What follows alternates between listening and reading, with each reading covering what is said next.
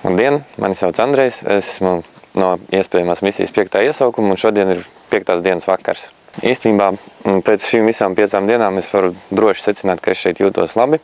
Un tas ir apmēram tas, ko es biju gaidījis, jo es tiešām vēlējos saņemt visu šīs teorētiskās un praktiskās vienlaicīgi zināšanas un lekcijas, pie tam viņas tiek pasniegtas tādā veidā, ka pēc 10 stundām mācoties, pavadot, es jūtos vēl pietiekami labi, lai es vēl varētu komunicēt ar saviem nākamajiem kolēģiem, spēlēt volejbolu, iet tepat arī peldēties un īstenībā ļoti labi pavadīt arī savu brīvo laiku, kas arī man palīdz sakārtot manas domas pēc visām šīm 10 stundām lekcijās.